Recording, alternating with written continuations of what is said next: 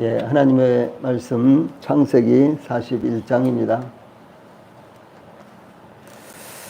하나님의 말씀 창세기 41장 먼저 46절부터 49절까지 46절부터 49절까지 제가 봉독을 해드리겠습니다. 하나님의 말씀 창세기 41장 46절부터입니다. 지금 읽겠습니다. 요셉이 애굽왕 바로 앞에 설 때에 30세라 그가 바로 앞을 떠나 애굽 온 땅을 순찰하니 7해 풍년에 토지 소출이 심히 많은지라 요셉이 애굽 땅에 있는 그 7년 곡물을 거두어 각 성에 저장하되 각 성읍 주위의 밭에 곡물을 그 성읍 중에 쌓아두매 쌓아둔 곡식이 바다 모래같이 심히 많아 세기를 그쳤으니 그 수가 한이 없음이었더라. 자, 그 다음에 53절부터 끝절까지 봉독을 해드리겠습니다. 53절. 애굽 땅의 7해 풍년이 그치고 요셉의 말과 같이 7해 흉년이 들기 시작하매 각국에는 기근이 있으나 애굽 온 땅에는 먹을 것이 있더니 애굽 온 땅이 굶주림에 백성이 바로에게 부르짖어 양식을 구하는지라 바로가 애굽 모든 백성에게 이르되 요셉에게 가서 그가 너희에게 이르는 대로 하라 하니라. 온 지면에 기근이 있음에 요셉이 모든 창고를 열고 애굽 백성에게 팔세 애굽 땅에 기근이 심하며 각국 백성도 양식을 사려고 애굽으로 들어와 요셉에게 이르렀으니 기근이 온 세상에 심함이었더라. 아멘. 예, 57절 마지막 절까지 봉독을 해드렸습니다. 예, 오늘 저녁에는 특별히 56절 중간 부분에 요셉이 모든 창고를 열고 이 말씀을 중심으로 창고를 열자 이런 주제로 말씀을 전해드리겠습니다.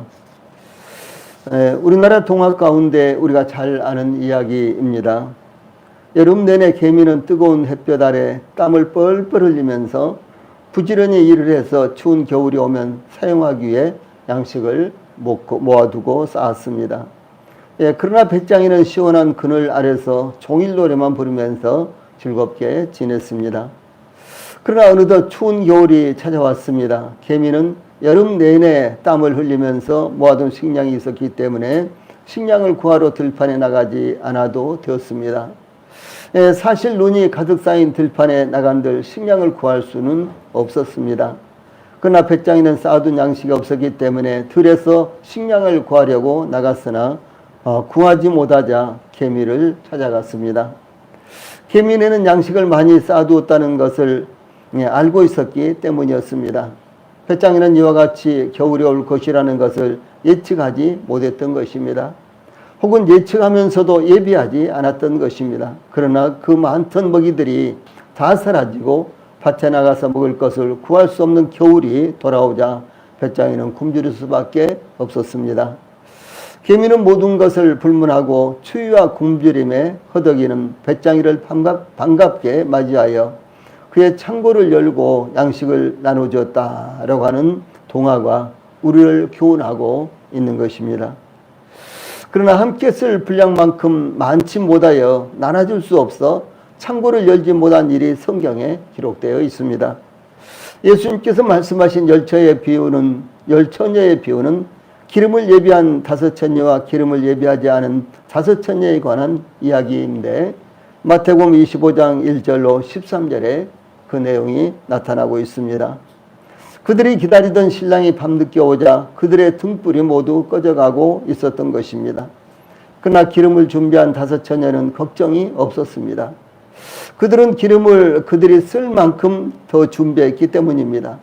그러나 기름을 준비하지 못한 5처녀는 기름을 준비한 5처녀에게 기름을 좀 나눠달라고 부탁을 했습니다. 그러나 그들은 거절당하고 말았습니다. 그들이 함께 쓰기에는 부족했던 것입니다. 기름을 예비한 5처녀는 다른 처녀들을 위해서 그들의 창고를 열 수가 없었던 것입니다. 이것은 시대의 종말에 이르러 준비한 자들과 준비하지 못한 자들에 관한 비유인데 오늘날 모든 사람들이 한결같이 드려야 되는 이와 같은 비유가 되는 것입니다.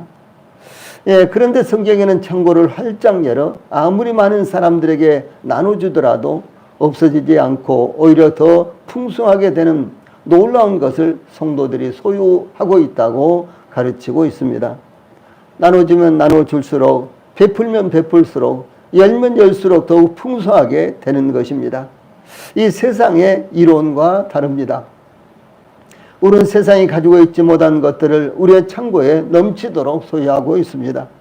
그것은 우리 주 예수님을 통해서 하나님께 속한 아름다운 것들입니다.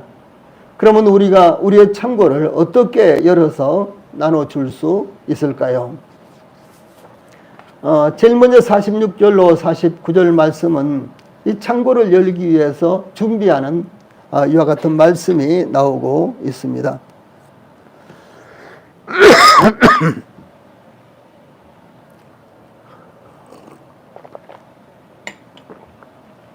요셉은 바로로부터 애굽왕의 전권을 받은 총리로 임명이 되어 애굽을 통치하기 시작했습니다. 요셉은 총리가 되어 7년 동안의 대풍년을 이어 오게 될 7년 동안의 흉년을 예비하기 위해 애굽의 모든 성읍에 곡식을 모아 쌓아두었습니다. 그러므로 애굽의 모든 성읍의 창고들은 7년 동안의 풍년에 쌓아둔 곡식들로 인해서 그 수량을 헤아릴 수도 없었습니다. 애굽의 온 땅에는 7년 동안 유례없는 풍년이 계속되었습니다. 그 7년 동안의 풍년 기간에 애굽 전역에서 생산되는 곡식은 그 수확량이 심히 많아 헤아릴 수 없었는데 이 생산되는 곡식의 20%를 그러니까 5분의 1이죠. 세금으로 걷어들여 각 성읍의 창고에 쌓아두었습니다. 예, 그러면 요셉이 이 곡식들을 쌓아둔 이유는 무엇이겠습니까? 하나님께서 애굽왕 바로의 꿈을 통해 7년이란 유례없는 풍년 뒤에는 7년 동안의 경작도 할 수 없는 기근이 반드시 올 것이라는 사실을 요셉은 알고 있었기 때문이었습니다. 그는 이 모든 경륜이 하나님에 의해서 정해진 것이므로 반드시 이루어질 것이라는 사실을 알고 있었습니다. 특히 그 흉년은 감당할 수 없는 심각한 것이 될 것입니다. 심지어 씨를 뿌리기 위해 밭을 갈 수도 비경을 할 수도 없는 극심한 흉년이 될 것입니다. 45장 6절에 그와 같은 말씀이 나옵니다. 예, 그러한 흉년은 7년 동안의 풍년을 지내면서는 생각조차 할 수 없는 것이었습니다. 그러므로 7년 동안의 유례없는 풍년 기간에 앞으로 임할 7년 동안의 흉년을 위해서 곡식을 예비하지 않으면 멸망당할 것이라는 사실을 요셉은 알고 있었기 때문에 애굽의 모든 성읍에 곡식 창고를 짓고 그 곡식 창고에 곡식을 가득가득 쌓아 두었던 것입니다. 요셉은 바로의 꿈을 해석하면서 다만 7년의 풍년이 먼저 오고 그 뒤를 이어 7년의 흉년이 올 것이라고만 이야기한 것이 아니라 7년의 흉년을 이겨내기 위해 7년의 풍년을 잘 활용하여 소득의 5분의 1을 세금으로 걷어 비축해 놓아야만 7년의 흉년을 극복할 수 있을 것이라고 제시를 했습니다. 그러므로 애굽의 모든 백성들은 7년 동안이나 풍년이 계속되었지만 그 7년 동안의 풍년에도 부지런히 일을 해서 20%의 세금을 내지 않으면 안 되었던 것입니다. 그 결과 대풍년이 7년 동안이나 계속되었지만 애굽의 모든 백성들은 나태해지거나 생활 양식이 달라지지 않았습니다. 그들은 부지런히 일을 해야만 세금을 낼 수 있었으며 가족들이 생활에 나갈 수 있었던 것입니다. 애굽의 모든 백성들은 풍년이 계속되었기 때문에 좀 더 여유를 갖고 싶었을 것입니다. 무엇인가 좀 더 풍요를 누리고 싶었을 것입니다. 그러나 20%나 되는 세금을 받지 하고 그들도 가족들이 생활해야 했기 때문에 그런 여유를 가질 수 없었습니다. 그들은 매년 반복해서 열심히 농사를 지었으며 세금을 납부를 했습니다. 오늘날 이와 같은 일은 이 선진국의 연금 제도하고 아주 비슷하다고 이렇게 생각을 합니다. 예를 들어서 스칸디나비아 반도에 있는 핀란드라든가 노르웨이라든가 스웨덴이라든가 이런 나라들, 특별히 북서쪽에 있는 이와 같은 유럽 국가들은 세계적으로도 사회보장제도가 잘 돼 있고 이 노후제도가 아주 잘 돼 있는 것 같은 나라입니다. 그런데 이런 나라들은 이제 이 평상시에 그러니까 전형퇴직하기 전에 수입의 약 60%에서 아니 40%에서 50%까지도 세금을 내는 것입니다. 40%에서 50% 세금도 내고 그 중에서 연금도 내고 뭐 의료보험비도 내고 이렇게 하고요. 그 다음에 정년퇴직을 하면 그들은 여행도 다니면서 아주 그야말로 만년을 아주 평안하게 이렇게 보낼 수 있도록 사회보장제도가 되었습니다. 만약에 40%에서 50%나 되는 이와 같은 세금이라든가 이제 연금을 납부하라 그러면은 얼마나 그건 참 어렵겠습니까? 한 달에 100만 원을 버는데 40만 원에서 50만 원이나 떼가고 자기들이 쓸 것은 한 50만 원 정도밖에 안 된다면요. 굉장히 불평이 많겠죠. 예, 틀림없이 그럴 것입니다. 예, 그런데 그들이 그렇게 연금을 많이 내고 그리고 이제 세금을 많이 낸 그 결과는 그들이 은퇴 후에는 아주 편안하게 세계 이곳저곳을 여행을 다니면서 그렇게 살 수 있도록 보장이 된다라고 하는 사실입니다. 예, 우리나라도 이제 연금제도가 생겨서 뭐 노령연금도 주고, 그 다음에 일반 이제, 직장 생활하는 분들이라든가 뭐 사업하는 분들이 이제 연금을 넣으면은, 거기에 비율에 따라서 연금을 받습니다. 뭐 어떤 분들은 뭐 매달 한 250만 원까지인가 뭐 이렇게도 받는다 그래요. 예, 그런가 하면 또 어떤 분들은 전혀 받지 못한 이와 같은 분들도 있습니다.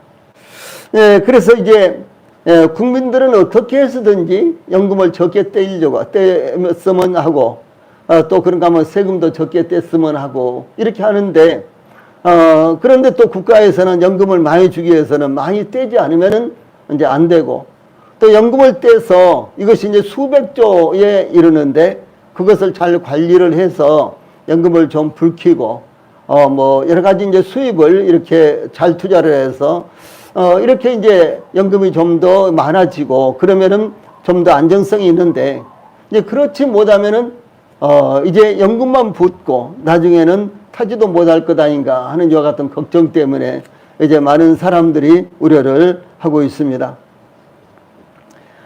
그런데 이제 요셉은 이 애굽의 전권을 가진 총리가 되어서 애굽의 모든 전역에서 이제 곡식을 생산하면 그 중에서 5분의 1, 20%를 세금으로 걷어서 각 지역의 모든 창고에다가 그야말로 이루 헤아릴 수 없을 정도로 곡식을 가득 쌓아놨습니다. 이 말씀 보면은 34절로 36절에 보면요. 요셉은 바로의 꿈을 해석하면서 바로께서는 또 이같이 행하사 나라 안에 감독관들을 두어 그 7의 풍년에 애굽 땅의 5분의 1을 거두되 그들로 장차 올 풍년에 모든 곡물을 거두고 그 곡물을 바로의 손에 돌려 양식을 위하여 각 성읍에 쌓아두게 하소서. 이와 같이 그 곡물을 이 땅에 저장하여 애굽 땅에 임할 7회 흉년에 대비하시면 땅이 이 흉년으로 말미암아 망하지 아니하리다 라고 7년의 대풍년 기간 동안 5분의 1을 걷어 양식을 쌓아두어야만 흉년으로 인해서 망하지 않을 것이라고 제시를 했던 것입니다. 해마다 무려 7년 동안이나 20%를 세금으로 걷어들이면 백성들 중에는 틀림없이 불평이 터져 나왔을 것입니다. 예, 그래서 조금 전에 말씀드린 대로 유럽의 이와 같이 아주 연금제도가 잘 되어 있는 나라들도 처음엔 굉장히 어려움이 많았습니다. 수도 없이 데모가 일어나고 그야말로 수도 없이 스트라이크가 일어나서 이제 국가적으로도 참 어려움이 많았는데 이제 그것이 정착이 되니까 세계적인 복지국가가 되었다라고 하는 사실이죠. 그래서 이제 요셉이 이 7년 동안 이제 풍년이 들었는데 그 7년 동안 매년마다 20%를 세금으로 걷어들였으니까 아마 백성들 중에는 불평이 많이 터져 나올 수도 있었을 것입니다. 전국 여기저기 창고가 가득 찼는데 그렇게 쌓아두려고 세금을 많이 걷어가느냐, 혹은 풍년이 계속되지만 백성들은 죽으라고 일만 하고 세금으로 다 빼앗긴다고 아우성을 치기도 했을 것입니다. 그러나 요셉은 그렇게 해야만 36절 말씀 이 흉년으로 말미암아 망하지 아니하리다 라고 애굽왕 바로에게 제시를 했고 이 바로의 승인을 받아 세금을 거두어 드리고 있었던 것입니다. 여기 사용된 이 흉년으로 말미암아 망하지 아니하리라 해서요, 이 망하다라는 이와 같은 동사가 나오는데 이 단어는 흉년으로 인해서 먹지 못해 죽는다는 의미가 아니라 하나님의 심판으로 인한 형벌적 죽음을 의미하는 이와 같은 단어가 여기에 사용됐습니다. 즉 하나님께서 7년 동안의 흉년을 이길 수 있도록 7년 동안의 대풍년을 주셨으며 하나님의 영에 감동된 명철하고 지혜 있는 사람을 통해 이 사실을 알려주었으며 대책을 마련하도록 말씀하셨는데도 불구하고 그들이 듣지 않고 예비하지 않는 불순종과 불신에 대한 하나님의 심판이 여기에 임한다라고 하는 사실을 말씀하신 것입니다. 그러므로 백성들이 아무리 불평하고 불만을 갖는다고 할지라도 7년 동안 실행해야 하는 정책이었으며 대책이었다는 것입니다. 애굽의 모든 백성들이 하나님께서 애굽왕 바로의 꿈을 통해서 제시하신 대로 풍년 기간의 흉년을 예비해야만 망하지 않는다는 것입니다. 사도 바울도 그들이 평안하다 안전하다 할 그때에 임신한 여자에게 해산의 고통이 이름과 같이 멸망이 갑자기 그들에게 이르리니 결코 피하지 못하리라 이렇게 경고를 했습니다. 우리도 마찬가지입니다. 하나님께서 은혜의 때를 열어주셔서 우리가 구원받고 하나님을 섬길 수 있듯이 우리가 좋은 환경일 때 미래를 위해 준비하지 않으면 안 되는 것입니다. 지금 내 삶이 편안하다고 그 편안이 영원토록 지속되는 것이 절대로 아닙니다. 지금은 아무 걱정 없다고 그 안전이 지속되는 것이 아닙니다. 위기의 때는 언제 찾아올지 아무도 모르는 것입니다. 기업들도 보세요. 대기업들, 재벌기업들도 이 순식간에 망해서 그야말로 부도가 나고 그런 일들이 다반사로 일어납니다. 이 세계 경제도 마찬가지입니다. 또 세계의 흥망성쇠도 마찬가지입니다. 그 누구가 로마가 멸망할 것이라고 생각했습니까? 그 누구가 바벨론이 멸망할 것이라고 생각을 했습니까? 이 바벨론은 세계의 7대 불가사의적인 이와 같은 국가입니다. 그런데도 불구하고 바벨론이 우리가 다니엘서 5장을 보면 하룻밤에 멸망을 하는 그런 모습을 볼 수가 있지 않습니까? 개인도 마찬가지입니다. 우리 모두에게 우리가 전혀 생각지 못한 이와 같은 일들이 겹치는 것입니다. 그러므로 우리 그리스도인들이 어떻게 해야 되겠습니까? 항상 하나님 앞에서 겸손해야 되고 하나님 앞에서 우리 자신들을 준비시켜야만 된다라고 하는 사실입니다. 이것은 교회도 마찬가지입니다. 교회가 준비하고 있지 않으면 기회가 와도 그 기회를 활용하지 못하고 준비하지 않고 있으면은요, 언제 어려움이 왔을 때요, 그 어려움을 교회가 감당해낼 수가 없다라고 하는 사실입니다. 그러므로 저희들에게도 이 본문 말씀은 교훈하는 바가 대단히 크다라고 할 수가 있는 것입니다. 우리가 기억해야 할 것은 흉년이 우리를 망하게 하는 것이 아니라 풍년의 때에 흉년을 준비하지 못하기 때문에 망한다라고 하는 사실입니다. 풍년의 때에 사람들의 마음의 경계심을 늦추게 되는 것입니다. 긴장을 풀어버리는 것입니다. 그때 우리가 예상하지 못한 위기가, 그때 우리에게 예상하지 못한 위기가 찾아오는 것입니다. 이와 같이 이 고난이 우리를 망하게 하는 것이 아니라 아무 염려 없다고 생각하고 있을 때, 예비하지 못하고 있을 때, 예비하지 않고 있을 때 고난을 견디지 못하게 되는 것입니다. 우리는 영적으로 풍요로운 시대를 맞이하여 그 소출을 모아 곳간에 쌓아두고 있는 것입니다. 우리가 풍요로운 시대를 만났다는 것은 우리의 신앙생활에 대한 장애 요인이 없다는 것을 말합니다. 우리는 그 누구에게도 방해를 받지 않습니다. 우리는 성경을 연구하며 묵상하고 말씀을 준비하는 일에 얼마든지 투자하거나 정열을 쏟을 수가 있는 것입니다. 그런데 성도들이 쌓아둔 것들이 무엇입니까? 영적인 기근 가운데 굶주리고 있는 영혼들을 위하여 예배하고 있는 것이 무엇입니까? 단 우리 자신의 영적 성장과 고난을 위해 예배한 것은 무엇입니까? 우리는 우리 자신들뿐만 아니라 양식을 준비하지 못한 이들에게도 나눠줄 수 있도록 예배해야 한다는 것을 우리 성도들이 잊지 않기를 바랍니다. 다음에 53절로 56절 말씀에는 이 창고의 문을 열어야 될 시기에 대해서 나타났습니다. 다시 말해서 언제 창고의 문을 열어야 되는가, 이런 말씀이 나타나고 있습니다. 하나님께서 계시하신 대로 틀림없이 애굽 전역에 7년 동안의 풍년이 그치고 7년 동안의 흉년이 시작이 되었습니다. 온 땅이 굶주리기 시작했습니다. 애굽 사람들은 각 가정마다 다소간 식량을 예비해 두었겠지만 아마 잉여 식량이 어느 정도 있었겠죠. 그러나 그것으로 오래 버티거나 견딜 수는 없었을 것입니다. 그것마저도 예비하지 못한 사람들과 이웃 나라들은 흉년이 들자마자 곧 기근에 시달렸습니다. 오래지 않아 애굽 사람들의 식량도 다 떨어져서 애굽의 온 땅도 굶주림으로 말미암아 불이 짓게 되었다라고 53절로 55절에서 말씀하고 있습니다. 그때가 곧 창고를 활짝 열어야 될 시기다라고 하는 사실입니다. 애굽 온 땅이 굶주리게 되어 백성들이 바로에게 부르짖어 양식을 구했습니다. 그때 애굽 왕 바로는 백성들에게 55절 후반절에 보면 요셉에게 가서 그가 너희에게 이르는 대로 하라라고 지시를 했습니다. 드디어 요셉은 7년 동안의 대풍년 동안 비축해 두었던 곡식을 나눠주기 위해 창고를 열 때가 되었던 것입니다. 흉년은 애굽의 온 땅뿐만 아니라 각국에도 주변의 여러 나라에도 동일하게 흉년이 닥쳐왔습니다. 예, 그런데 요셉의 말과 같이 7배 흉년이 들기 시작하며 각국에는 기근이 있으나 애굽 온 땅에는 먹을 것이 있더니라고 54절에 이렇게 증가하고 있습니다. 애굽에도 각국에도 7년 동안의 흉년이 시작되었습니다.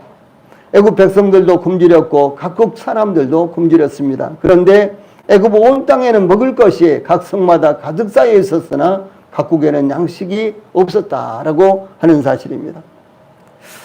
새삼스럽게 말할 것도 없이 준비해둔 사람과 준비하지 못한 사람의 차이가 그때 여실히 드러나는 것입니다. 우리가 주님 앞에 갔을 때 구원받은 사람과 구원받지 못한 사람, 예, 복음을 깨닫고 준비한 사람과 복음을 무시하고 받아들이지 않고 예면했던 사람들이 그때야 여실하게 드러나지 않겠습니까? 예, 참으로 그 광경은 우리가 전혀 상상할 수 없는 이와 같은 상태로 드러나게 될 것입니다. 예, 지금은 구원받은 사람과 구원받지 못한 사람들이 겉으로 보기에는 거의 표시가 나지 않습니다. 예, 그리고 오히려 구원받지 못한 사람들이 전혀 근심 걱정 없이 예, 태연하게 이렇게 살고 있습니다. 그러나 주님께서 같이 오실 때 예, 그때가 되면은 구원받은 사람과 구원받지 못한 사람, 예, 영원한 생명을 준비한 사람과 전혀 무관심하고 영원한 생명을 준비하지 못한 사람의 모습이 얼마나 큰 차이로 나타나겠습니까? 여기 7년 동안의 풍년이 지나고 이제 흉년이 시작됐습니다. 그런데 바로 흉년이 시작되자마자 이 흉년을 위해서 곡식을 준비한 사람들과 그리고 준비하지 못한 사람들의 모습이 얼마나 여실하게 드러나느냐라고 하는 사실입니다. 제가 어렸을 때 이렇게 흉년이 자주 왔다고 말씀드렸죠. 예, 어떤 해는 2년 동안 연거푸서 비가 내리지 않아서 흉년이 왔어요. 예, 2년 동안 연거푸서 오면요 죽는 사람들이 참 많이 있습니다. 옛날에 많이 있었어요. 예, 그런데 가진 사람과 가지지 못한 사람, 있는 사람과 없는 사람의 차이가 예, 풍년일 때는 별로 드러나지 않습니다. 어떻게 해서든지 가지지 못한 사람들도 다른 사람들이 추수하면 그 뒤에 가서 이삭을 줍든지 예, 고구마를 다 캐고 가도 이제 그 다음에 가서 또 이렇게 뒤져보면 또 고구마들이 나와요. 그래서 뭐 한 바구니 두 바구니씩 이렇게 또 주워옵니다. 예, 그래서 매일같이 이렇게 주우러 다니는 사람들도 집에 두지를 만들어 가지고 가득 쌓아두기도 이렇게 합니다. 그래서 풍년일 때는 좀 넉넉한 사람이 있고 좀 넉넉하지 못한 사람이 있지만 그러나 그것으로 인해서 굶주린다거나 그러지 않습니다. 그런데 흉년이 한 2년 동안 계속되니까 예, 먹을 것이 없어서 집에 누워서요. 배가 이렇게 왜 못 먹는데 굶주리면 배가 이렇게 올라오는지 모르겠어요. 전 잘 모르겠어요. 예, 그렇게 이제 배가 퉁퉁 부어가지고 방에 누워있는 여기 가족들이 다 누워있는 그런 집도 있었고, 그런가 하면 이제 아주 많이 가진 사람들은 예, 그런 와중에도 하얀 쌀밥을 몇 끼마다 이렇게 해 먹는 그런 가정도 있더라고요. 예.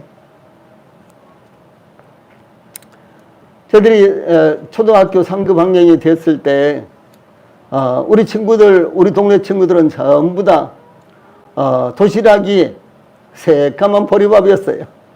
다들 보리밥 싸왔어요. 예, 뭐 쌀이 몇 개씩 섞인 이제 이런 밥은 있었지만 거의 전반적으로 보리밥이었습니다. 그런데 제 짝꿍이 여자인데요. 다른 마을에 사는 학생이었어요.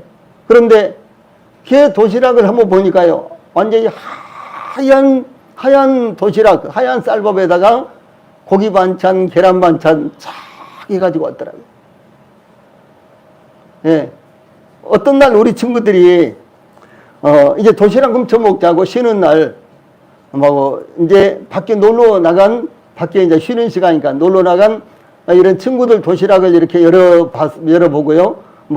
한 젓갈, 두 젓갈 이렇게 먹었어요. 그런데 이제 제 친구의 도시락도 열었는데 글쎄, 하얀 쌀밥이었어요. 전 처음 봤습니다. 그런 쌀밥을. 그리고 그렇게 반찬이 잘 들어있는 반찬은 처음 봤어요. 우리 친구들이요, 먹지 못하고 얼른 덮어가지고 싸놔버렸어요. 우리 친구들이 다 놀래버린 거예요. 예. 실제로 현실이었습니다, 그게요. 그리고 그 친구의 집이, 저 짝꿍의 그 친구의 집이, 예, 그렇게 부자인지 전혀 알지 못했어요. 예. 그런 집도 있더라고요. 그래서, 이제 이렇게 아주 가뭄이 들고 흉년이 드니까 있는 집과 없는 집이 여실하게 드러난 것입니다. 여기 요셉 시대에 이제 7년의 풍년이 지나가고 7년의 흉년이 다가왔을 때 그때야 비로소 예비한 집과 예비하지 못한 집, 양식을 계속해서 준비한 집과 준비하지 못한 집이 여실히 드러났는데, 예, 애굽의 모든 사람들이 이제 굶주리게 됐습니다. 그런데 요셉으로 말미암아 이제 애굽에는 각 성마다 창고가 건축되고, 그리고 그 창고에 이루 헤아릴 수 없을 정도로 양식이 가득 이렇게 준비가 됐었다라고 하는 사실입니다. 백성들이 굶주려서 이제 부르짖으면서 바로에게 양식을 달라고 구걸하자, 바로는 백성들에게 요셉에게 가서 그가 너희에게 이르는 대로 하라, 이렇게 지시를 합니다. 이와 같이 가진 자가 시키는 대로, 즉 능력 있는 사람이 시키는 대로 하는 것이 중요하다라는 사실을 제시합니다. 예수님께서 자기를 믿는 유대인들에게 요한복음 8장 31절로 32절에 보면 아주 중요한 말씀을 하십니다. 너희가 내 말에 거하면 참으로 내 제자가 되고 진리를 알지니 진리가 너희를 자유롭게 하리라. 예, 이런 말씀을 증가하셨습니다. 너희가 내 말에 거하면, 이 말씀은 if you hold to my teaching, 영어로 이런 말입니다. 예수님의 제자가 되는 조건이라기보다는 예수님의 제자라는 것을 증가한 것입니다. 우리가 거해야 하는 예수님의 말씀, 곧 이 복음 진리의 말씀, 골로새 1장 5절 말씀을, 복음 진리의 말씀, 골로새 1장 5절에 나오는데 이와 같은 말씀을 의미하며 사도 베드로는 너희에게 전한 복음이 곧 이 말씀이니라, 베드로전서 1장 25절에 이렇게 증거했습니다. 그런데 여기에 거하면이라는 말씀은 예수님의 말씀 안에 또한 말씀을 따라서 살아간다면 또한 계속해서 예수님의 말씀에 귀를 기울이며 순종한다면 진리를 알게 되고 그 진리가 자유롭게 한다라고 하는 사실을 주 예수님께서 말씀하신 것입니다. 또한 예수님의 말씀에 거하면이라는 말씀이 요한복음에 많이 나오죠. 그런데 거하면은 지키면을 의미합니다. 그래서 요한복음에서는 거하면, 지키면. 우리가 이제 받는 뉘앙스는 많이 다르지요. 거하면, 지키면. 그런데 이 두 말씀은요, 의미가 같은 말씀입니다. 그래서 거하면, 지키면을 의미하는데, 거하면은 지키면을 의미하는데, 예수님께서 요한복음 8장 51절에서 진실로 진실로 너에게 이르노니 사람이 내 말을 지키면 영원히 죽음을 보지 아니하리라, 이렇게 말씀하시는 것과 동일한 것입니다. 예, 그러므로 요한복음에서 지키면은 믿으면이라는 의미와 같은 의미다라고 하는 사실입니다. 모든 사람들이 죄에 얽매여서 죄의 종이 되어 죄가 이끄는 대로 살아가고 있습니다. 이 야고보서 1장 15절에서 욕심이 잉태한 즉 죄를 낳고 죄가 장성한 즉 사망을 낳느니라, 이렇게 증거했습니다. 이 사도 바울도 로마서 6장 20절로 23절에서 너희가 죄의 종이 되었을 때는 의에 대하여 자유로웠느니라. 너희가 그때에 무슨 열매를 얻었느냐. 이제는 너희가 그 일을 부끄러워하나니 이는 그 마지막이 사망임이니라, 라고 이렇게 증거했습니다. 예, 이 말씀은 로마서 6장 23절에 죄의 싹은 사망이요라는 말씀과 병행적인 이와 같은 말씀입니다. 그런데 죄의 종이 되었을 때에는 의에 대하여 자유하였다. 예, 그러죠.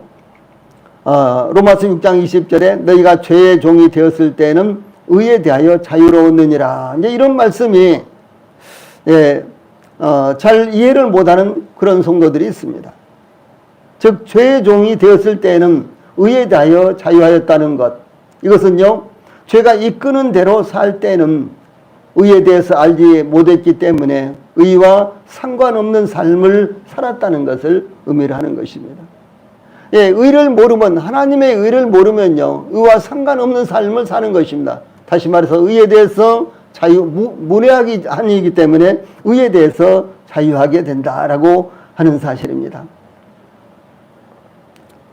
예, 이와 같이 예수님의 말씀이 우리 안에 거하면 요한복음 8장 32절에서 진리를 알지니 진리가 너희를 자유롭게 하리라, 라고 이렇게 말씀하셨습니다. 예, 진리를 알지니 진리가 너희를 자유롭게 하리라. 여기 진리는 바로 복음의 말씀을 의미하는 것입니다. 우리가 복음의 말씀을 알고 복음의 말씀을 믿고 복음의 말씀을 받아들이면은 그것이 저희들에게 참 자유를 가져다 준다라고 하는 사실입니다. 그래서 구원받고 복음을 깨닫고 구원받은 저희들은 죄에 대해서 자유합니다. 죄의 형벌이 사망이지만은 우리는 자유롭지 않습니까? 예, 죄의 형벌이 영원한 지옥의 형벌이지만은 우리는 죄 용서를 받고 죄와 상관없게 됐기 때문에 죄에 대해서 자유하는 것입니다. 그래서 우리가 복음을 받아들일 때 비로소 진리를 알게 되고 진리를 알 때 비로소 진리가 우리를 자유롭게 하는 것입니다. 이 자유는 오직 영적인 자유, 곧 죄책과 죄의 짐과 죄의 세력으로부터의 자유를 의미합니다. 이것이 참된 자유가 되는 것입니다. 그러므로 요셉에게로 가야만 굶주림의 문제를 해결하고 생명을 얻을 수 있듯이 주 예수님께로 가야만 죄의 형벌로부터 벗어나서 영원한 생명을 얻을 수 있는 것입니다. 예수님께서 마태복음 11장 28절에서 수고하고 무거운 짐진 자들아 다 내게로 오라 내가 너희를 쉬게 하리라 라고 이렇게 말씀하셨습니다. 예, 죄 때문에 고통받고 있는 분들, 예, 죄의 대가 때문에 지옥에 갈 수밖에 없는 이와 같은 분들, 예수님께로 가기만 하면 완전한 쉼을 얻을 수 있다는 사실을 주 예수님께서 말씀하신 것입니다. 요셉이 곡식 창고를 활짝 열 때 모든 애굽 사람들과 모든 애굽 백성들과 각국의 모든 굶주리는 사람들이 찾아왔듯이 우리도 복음의 창고, 말씀의 창고를 활짝 열어야 하는 것입니다. 마지막으로 56절과 57절에서는 양식을 구하는 사람들의 모습이 나타납니다. 요셉은 7년 동안의 풍년 기간에 애굽의 모든 성읍에 비축해 둔 양식을 흉년이 되자 굶주리는 백성들에게 나눠주기 위해서 창고의 문을 활짝 열었습니다. 애굽 온 땅에 기근이 심하였는데 이 기근은 애굽뿐만이 아니었습니다. 애굽에서 가깝고 먼 나라들이 동일하게 식량난에 시달렸습니다. 그러므로 요셉은 애굽의 모든 성읍에 곡식 창고들의 문을 활짝 열게 되었습니다. 애굽과 주변의 나라들도 7년 동안의 풍년이 지속되었으며 이제 애굽을 비롯하여 모든 나라들의 기근이 시작되어 굶주리기 시작하였습니다. 아마도 애굽도 요셉이 모든 성읍에 식량을 비축해 두지 않았다면 굶주림을 해결할 수 있는 대책이 없었을 것입니다. 그러나 요셉은 하나님께서 계시하신 대로 애굽 모든 성읍에 더 이상 헤아릴 수 없이 많은 곡식을 비축해 뒀기 때문에 걱정할 필요도 식량난에 허덕일 필요도 없었다라고 하는 사실입니다. 그 비결은 하나님께서 계시하신 말씀을 따라서 요셉이 행했기 때문인 것입니다.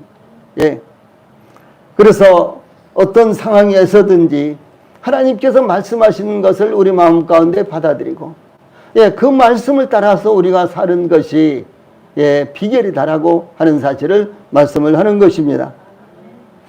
대체적으로 성도들 가운데서도 자기의 지혜를 하나님의 말씀을 믿고 하나님 말씀대로 산다고 하면서도 자기의 지혜가 더 앞서기도 하고 자기의 수단과 방법이 앞서기도 합니다.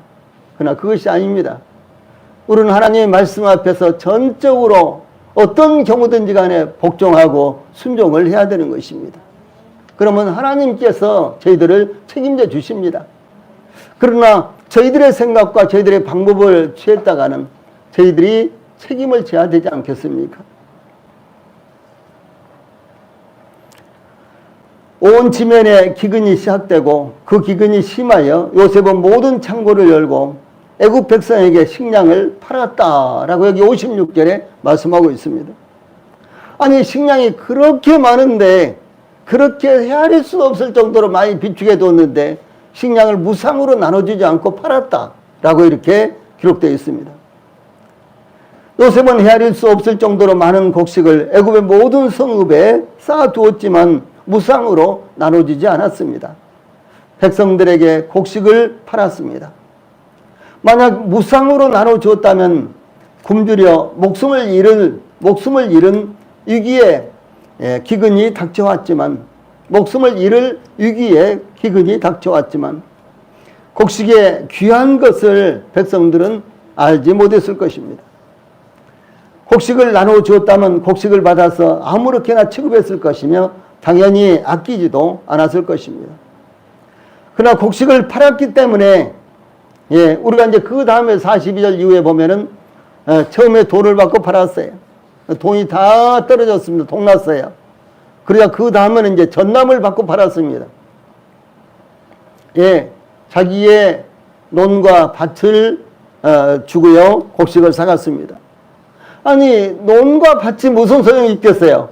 그렇죠. 곡식이 더 중요하죠. 그래서 자기의 논과 밭을 전부 다 내놓고 곡식을 사갔습니다. 그런데 논과 밭도 다 이제 없어지고 그런데도 불구하고 흉년이 아직 끝나지 않았습니다. 그러자 그들은 이제 자기들의 몸을 팔려고 요셉 앞에 나오는 이와 같은 모습을 볼 수가 있는 것입니다.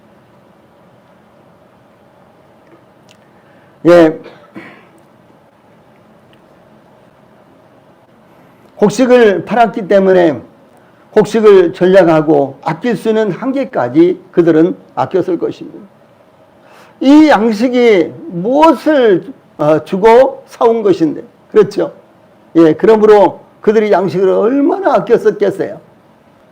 얼마나 귀한 것으로 생각했겠습니까? 우리가 복음을 전하는데 무상으로 전하고 있는 것이 참 병폐입니다. 사실은 병폐예요. 그렇죠?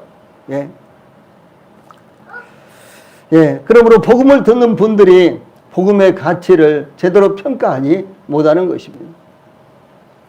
그런다고 돈을 받을 수도 없지 않습니까? 참 대단히 중요한 문제라고 생각을 합니다. 여기 57절에 보면 또한 각국 백성도 양식을 사려고 애굽으로 들어와 요셉에게 이르렀으니 기근이 온 세상에 심함이었더라. 이런 말씀이 나옵니다.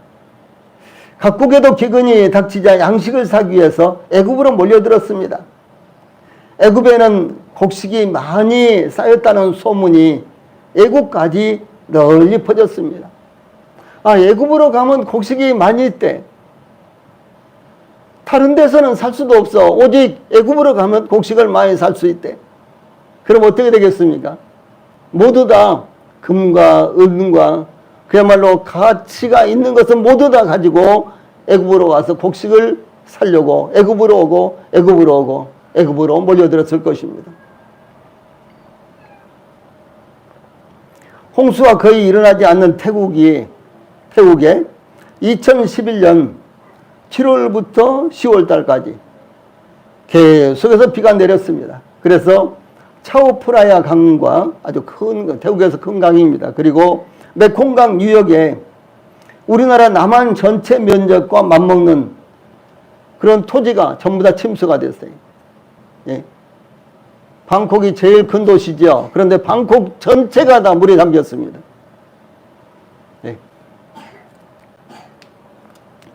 그래서 수많은 농경지뿐 아니라 공항과 공장까지 침수가 되었고, 악어가 방콕 시내에도요 여기저기 다녔어요.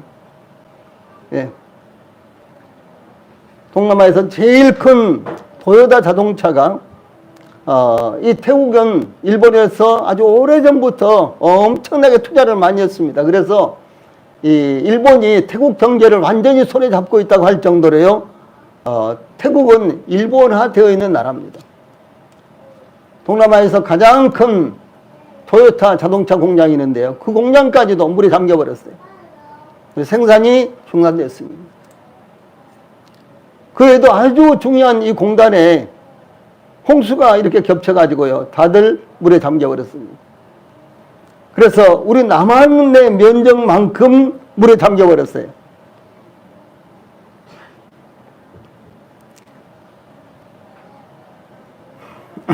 또 태국과 베트남이 쌀 수확 저조로, 태국과 베트남은 이 쌀을 수출하는 아주 대표적인 국가입니다. 그런데 태국과 베트남이 쌀 수확 저조로 세계에서 쌀 수입 2위인 필리핀의 쌀 수출을 제한을 두자 필리핀은 전쟁을 일으킬 기세로 외교전을 펼쳤습니다. 예, 베트남하고 태국이 필리핀에게 쌀을 우리가 수출을 못하겠다 그랬어요. 근데 전혀 못하는 것은 아니었습니다. 어느 정도 수출을 할 수 있었는데 필리핀이 원하는 만큼 수출을 하지 못하는 거예요. 그래서 우리가 수출을 못하겠다 그러니까요. 필리핀에서 전쟁을 준비했어요. 베트남하고 전쟁하려고요. 먹고 사는 문제는 이렇게 중요한 것입니다. 그러나 전쟁까지 안 가고 서로 합의를 봐가지고 베트남이 우선적으로 필리핀에 이렇게 쌀을 수출을 했는데 그래서 전쟁까지는 안 갔습니다. 필리핀과 인도네시아는 해마다 많은 식량을 수입을 해서 이 곡식을 수출하는 국가들과 아주 밀접한 외교 관계를 맺고 있습니다. 이 곡식은 이렇게 중요한 것입니다. 사도 바울은 골로새서 2장 3절에 그 안에는, 그리스도 안에는 지혜와 지식의 모든 보화가 감추어져 있느니라 이렇게 증거했습니다. 이 시대에 우리가 활짝 열어야 할 창고의 문은 그리스도 안에 있는 복음의 문입니다. 성도들은 그리스도 안에 있는 복음의 창고를 성도들 안에 갖고 있습니다. 예, 그러므로 성도들은 생명의 말씀을 그 창고 안에 가득히 담아 예비해야 하는 것입니다. 베드로는 베드로전서 3장 16절에서 증거하기를 너희 마음에 그리스도를 주로 삼아 거룩하게 하고 너희 속에 있는 소망에 관한 이유를 묻는 자에게는 대답할 것을 항상 준비하되 라고 이렇게 공고했습니다. 소망에 관하여 묻는 자들에게 대답할 것을 항상 예비해야 되는 것입니다. 다시 말해서 우리가 복음을 전할 만한 대상을 만나면은 언제든지 복음을 전할 수 있도록 준비를 해야 되는 것입니다. 우리 그리스도인들이 복음을 전하지 못하고 개인 전도를 하지 못한다면 이것이야말로 얼마나 안타까운 일입니까? 예, 우리 그리스도인들은 어떤 경우에도 누구를 만나든지요 개인 전도를 할 수가 있어야만 되는 것입니다. 개인적으로 복음을 전할 수 있어야 되는 것입니다.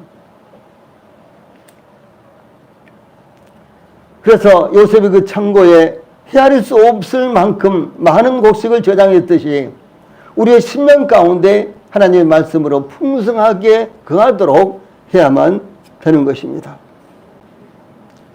이 땅에도 풍요 속에서도 세계 각처에는 빈곤으로 굶주리고 있습니다.